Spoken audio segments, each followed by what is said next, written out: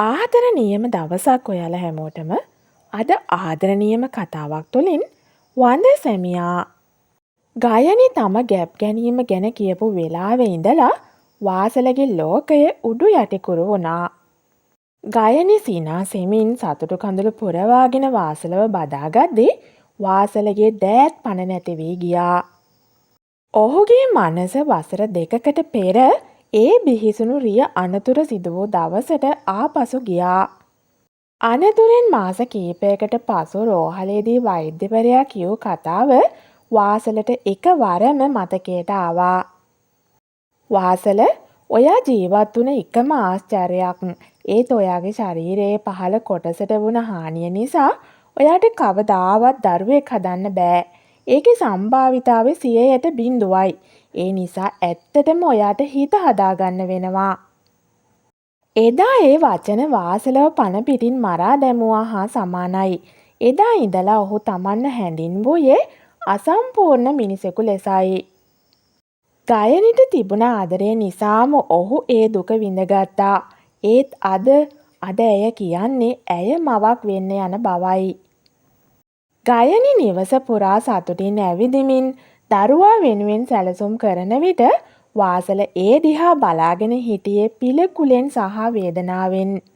ඇය දරුවා වෙනුවෙන් පුංචි ඇඳුම් සෙල්ලම් බඩු එකතු කරන දෙස බලා සිටින විට වාසලගේ සිත මෙසේ මිමෙනුවා. කවුද මේ මිනිහා? ගයනි මට හොරෙන් කාත් එක්කද මේ වගේ සම්බන්ධයක් තිබ්බේ? මම එයාට පණ වගේ ආදරය කළා. එයා වෙනුවෙන් හැමදේම කළා. ඒත් මට තාත්තා කෙනෙක් වෙන්න බෑ කියලා දැනගත්තම එයා වෙන කෙනෙක් ළඟට ගියාද? වාසල හිතුවා. කෑම මේසේදීත් වාසලට දැනුනේ ගයනි බෙදෙන බත්පත පවා ඔහුට විහිළු කරනවා වගේයි. ගයනි ගොඩාක් ආදරයෙන් පෝෂ්‍යදායී ආහාර කන විට වාසලට හිතුනේ ඇය පෝෂණය කරන්නේ තමන්ගේ නොවන නන්නාඳුනන මිනිසෙකුගේ දරුවෙකු කියායි. වාසල, ඇයි ඔයා කෑම කන්නේ නැත්තේ? අද මම ඔයා ආසම කරන පරිප්පු හොද්දත් හැදුවා. බලන්නකො දැන් ඔයා ගොඩාක් කෙට්ටු වෙලා. ගයනි කනගාටුවෙන් වගේ කිව්වා. වාසල ඇය දෙස බැලුවේ රතු වූ දෑසින්. ඒ දෑස් තුල තිබුණේ ආදරයට වඩා සැකය සහ කෝපයයි. මට කන්න බෑ ගයනි. ඔයා ඕනෑවට වඩා මං ගැන හොයන්න එන්න එපා. ඔයා ඔයාගේ වැඩක් බලාගෙන ඉන්න. වාසල කිව්වේ තරහින්. වාසල පිඟාන පසෙකට තල්ලු කර නැකිට ගියා. ගයනිගේ දෑසට කඳුළු පිරුණා. ඇය හිතුවේ තමන්ට දරුවෙක් ලැබෙන්න ඉන්න නිසා වාසල අසීමිතව සතුටු වෙයි කියලයි. ඒත් සිද්ධ වුණේ ඒකේ අනිත් පැත්තයි. රාත්‍රී කාලයේ වාසලට අපායක් වුණා. ගයනි නිදාගත් පසු ඔහු අඳුරේ බලා සිටියා. ඇගේ කුස දෙස බලන විට ඔහුට සිහි වුණේ වෛද්‍ය වාර්තාවල තිබූ 0% යන ඉලක්කමයි. ඒ ඉලක්කම ඔහුගේ ඔළුව ඇතුලේ දැවැන්තව මැවී පෙනුණා. එයා දක්ෂ නිලියක්. කිසිම දෙයක් උනේ නෑ වගේ කොහොමද මගේ මූණ බලන්නේ? මට මේ බොරුව තව දුරටත් ඉවසන්න බෑ. ඒත් මම කොහොමද එයාගෙන් මේ ගැන කෙලින්ම අහන්නේ? මම මටම වෛර කරනවා. වාසල හිතුවේ ලොකු වේදනාවකින්. වාසලට ඇයව වැළඳ ගැනීමට සිතුනත් ඒ සමගම ඇතිවන පරස්පර හැඟීම නිසා ඔහු ඇඳෙන් බැස සාලයට ගොස් එළිවන තුරු කල්පනා කරමින් සිටීමට පුරුදු වුණා. වාසලගේ සතුට පිරි කැදැල්ල සැකේ නැමැති මහා වලාකුළකින් වැසී යන්නට පටන් ගත්තේ ඔන්න ඔය විදිහටයි. සැකයේ ගින්දරෙන් දැවමින් සිටි වාසල තව දුරටත් නිහඬව සිටීම තමාට මෙන්ම ගයනිටත් කරන අපරාධයක් බව වටහා ගත්තා. දිනක් ඇය නිවසේ නැති අතරතුර ඔහු තමන්ගේ පැරණි වෛද්‍ය වාර්තා සියල්ල බෑගයක දමාගෙන නගරයේ ප්‍රසිද්ධ විශේෂඥ වෛද්‍යවරයෙකු හමුවීමට ගියා. රෝහලේ බලා සිටින අසුන මත ඉඳගෙන සිටින විට වාසලගේ දෑත් වේවුලන්නට වුණා. ඔහුගේ මනසෙහි තිබුණේ එකම ප්‍රාර්ථනාවයි. අනේ දෙවියනේ, මේ දරුවා මගේමයි කියලා මට ඔප්පු කරලා දෙන්න. අංක 24 වාසල මහත්මයා ඇතුළට එන්න. හෙදියගේ හඬින් වාසල තිගැස්සී නැගිට්ටා. ඔහු වෛද්‍යවරයාගේ කාමරයට ඇතුළු වුණා. එහි සිටියේ අවුරුදු 60ක පමණ පළපුරුදු පෙනුමක් ඇති වෛද්‍ය පෙරේරා මහතායි. වාඩි වෙන්න වාසල, මොකක්ද තියෙන ප්‍රශ්නය? වෛද්‍යවරයා එසේ ඇසුව විට වාසල වෙවුලන දෑටින් Tamanගේ පරණ වාර්තා වෛද්‍යවරයා වෙත දිගු කළා. ඩොක්ටර්, මේ මීට අවුරුදු 2කට කලින් මම අනතුරකට පස්සේ කරපු පරීක්ෂණ වාර්තා. ඒ හැම එකකම තියෙන්නේ මට ආපහු කවදාවත් දරුවෙක් හදන්න බෑ කියලා. සම්භාවිතාවය 0යි කියලා. වෛද්‍යවරයා වාර්තා දෙස ඉතා උනන්දුවෙන් බැලුවා. ඉන්පසු කණ්ණාඩිය ගලවා මේසේ මත තැබුවා. ඔව්, මේ වාර්තා අනුව නම් තත්ත්වය හුඟක් බරපතලයි. ඉතින් දැන් මොකක්ද වෙලා තියෙන්නේ? ඩොක්ටර්, මගේ වයිෆ් දැන් ප්‍රෙග්නන්ට්. මට සැකයි ඩොක්ටර්. මම දන්නේ නෑ මොනව කරන්නද කියලා. මම දවසම මැරි ඉපදෙනවා. වෛද්‍යවරයා මද සිනහවක් පෑවා. වාසල, කලබල වෙන්න එපා. අපි අලුතින්ම ටෙස්ට් එකක් කරලා බලමු. එදා වුණ දේ අදටත් අදාළද කියලා බලන්න ඕනේ. පැය කිහිපයකට පසු නව පරීක්ෂණ වාර්තාව රැගෙන වාසල නැවතත් වෛද්‍යවරයා හමුවට ගියා. වෛද්‍යවරයා එම වාර්තාව දෙස බලා මහත් සතුටින් වාසල දෙස බැලුවා. වාසල, මම කියන දේ හොඳින් අහගන්න. වෛද්‍ය විද්‍යාවේදී අපි හැමෝම පුදුම කරන අවස්ථා තියෙනවා. ඔයාගේ ශරීරයේ ස්නායු පද්ධතියේ සහ පටකවල තිබුණ හානිය කාලයත් එක්ක හිතාගන්න බැරි විදිහට සුව වෙලා තියෙනවා. වාසලගේ දැස් ලොකු වුණා. ඩොක්ටර්, ඒ කියන්නේ මට මේක හරියටම පැහැදිලි කරලා දෙන්න. ඒ කියන්නේ ඔයා දැන් සම්පූර්ණයෙන්ම නිරෝගී මිනිහෙක්. ඔයාට දරුවන් හදන්න පුළුවන් හැකියාව දැන් උපරිමයෙන් තියෙනවා. ඔයාගේ වයිෆ්ගේ කුසේ ඉන්නේ ඔයාගේම දරුවා වාසල. ඒක ගැන සැක කරන්න කිසිම පදනමක් දැන් නෑ. මේක ප්‍රාතිහාර්යයක් වගේ දෙයක්.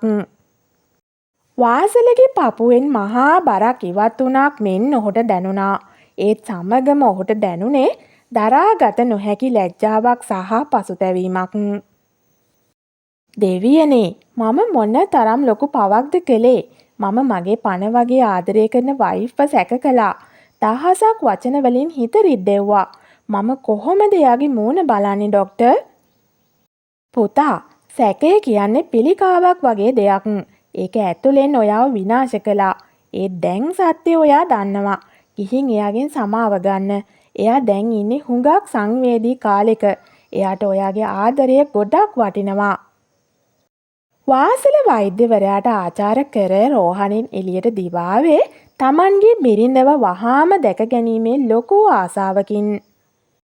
පාරේ යන වාහන මිනිස්සු ඔහුට පෙනුනේ අමුතුම ආලෝකයකින්. ඔහුට ඕනෑ වුණේ ඉක්මනින් නිවසට ගොස් ගයනිව තුරුලට ගෙන සමාව අයදීමටයි. ඔහු රෝහලේ සිට නිවසට පැමිණියේ කෙටි ගමන ඔහුට දැනුනේ සැතපුම් ගණනාවක් වගේයි.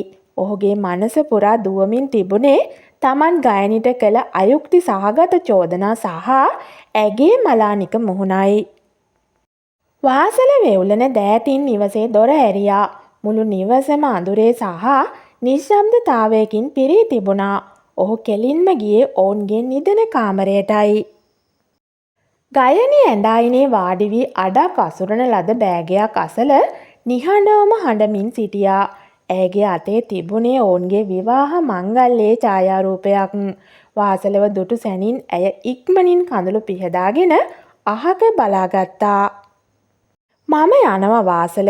ඔයාට මාව පේන්න බැරි නම් මම මේ දරුවත් එක්ක කොහේ හරි යන්නම්. ඔයාට මං ගැන සැකයක් තියාගෙන මගේ මූණ බලන්න බැරි බව මට තේරෙනවා. ඒත් මම දිවුරලා කියනවා මම ඔයාට කවදාවත් ද්‍රෝහි වුණේ නෑ. වාසලගේ පපුව දැවෙන්නට වුණා. ඔහුට තවත් එක වචනයක්වත් ඉවසන්නට බැරි වුණා. ඔහු වේගෙන් ඇය අසලට ගොස් ඇගේ දෙපා අසල බිම වාඩි වී ඇගේ දන හිස් වලින් තදින් අල්ලා ගත්තා. එපා ගයනි, මට සමා වෙන්න. මම අසම්පූර්ණ මිනිහෙක් කියලා හිතලා මම මුළු ලෝකෙටම වෛර කළා. මම මෝඩයෙක් වගේ මගේ රත්තරන් මැණිකව සැක කළා. මට බනින්න ගයනි, මට ගහන්න. ඒත් මාව දාලා යන්න නම් එපා. ගයනි පොදුමෙන් ගල් ගැසී වාසල දෙස බලා සිටියා. ඔහු මෙතරම් වේදනාවකින් හඬනවා ඇය මීට පෙර දැක තිබුණේ නෑ. වාසල මේ මොනවද ඔයා මේ කියන්නේ? ඇයි ඔයා මේ වගේ හැසිරෙන්නේ? වාසල වෛද්‍ය වාර්තාව ඇය අතට දුන්නා. මේක බලන්න ගයනි. ඩොක්ටර්ස්ලා කිව්වේ මට කවදාවත් තාත්තා කෙනෙක් වෙන්න බෑ කියලා. ඒත් අද ඩොක්ටර් කිව්වා මගේ අසනීපේ හොඳ වෙලා කියලා. ඒ කියන්නේ මේ ඉන්නේ මගේම දරුවා. මම මගේම ලේවලටයි මේ මෙච්චර දවස් වෛර කළේ. ගයනි ඒ වාර්තාව දෙසත් වාසල දෙසත් මාරුවෙන් මාරුවට බැලුවා. ඇයට සියල්ල වැටහුණා. ඇගේ සැමියා මේ තරම් කාලයක් තනිවම අපායක දැවමින් සිට ඇති බව ඇයට තේරුණා. ඇය සෙමින් ඔහු අසල වාඩි වී ඔහුගේ හිස Tamanගේ පපුවට තද කරගත්තා. ඇයි වාසල ඔයා මේක මට කලින් නොකිව්වේ? මට ඔයාගේ හිතේ තිබුණ වේදනාව දැනුණා නම් මම ඔයාව තනියම අතාරින්නේ නෑනේ. මම ඔයාට ආදරය කළේ දරුවෝ හදාගන්න ඕන නිසා විතරක් නෙවෙයි. මම ඔයාට ආදරය කළේ ඔයා මගේ හස්බන්ඩ් නිසායි. එක්කෙනෙකුගේ අසනීපයක් නිසා අපිට දරුවෝ හදන්න බැරි වුණා කියලා මම ඔයාව අතාරින්නෙත් නෑ. ඔයාට බැරි දේ පිට මිනිහෙක්ගෙන් හොයලා අපි දෙන්න අතරට තුන්වෙනියෙක් ගේන්නෙත් නෑ. ආදරය කියන්නේ එක හේතුවක් නිසා විනාශ වෙලා දිය වෙලා යන දෙයක් නෙමෙයි වාසල. ගයනි හුඟක් ආදරණීය හඬකින් කියවන් ගියා. මට සමා වෙන්න ගයනි. මම හිතුවේ මම ඔයාට නොගැලපෙන මිනිහෙක් කියලා. මගේ හීනමානය නිසා මම ඔයාට ගොඩාක් රිදෙව්වා. මම පොරොන්දු වෙනවා. මගේ පණ තියනකන් ආයෙත් ඔයාව සැක කරන්නේ නෑ කියලා. වාසල සිමින් ගයනිගේ කුස මත හිස තබා ගත්තා. මෙවර ඔහුට දැනුනේ බයක් හෝ සැකයක් නෙවෙයි. ඔහුට දැනුනේ Tamanගේම දරුවාගේ හෘද ස්පන්දනයයි. ඒ කුඩා ජීවියා Tamanගේ පියාට සමාව දී ඇති බව වාසලට දැනුණා. පැටියෝ තාත්තට සමා වෙන්න. ඔයා එනකන් තාත්තා ඇඟිලි ගැනගෙන බලන් ඉන්නවා. වාසල කිව්වා. එදා ඒ අඳුරු කාමරය සතුටින් සහ බලාපොරොත්තුවෙන් පිරී ගියා. ගයනි සහ වාසල අතීතයේ සියලු රිදවීම් අමතක කර ඔවුන්ගේ ලෝකයට එන්නට සිටින පුංචි අමුත්තා වෙනුවෙන් අලුත් ජීවිතයක් සැලසුම් කරන්නට පටන් ගත්තා.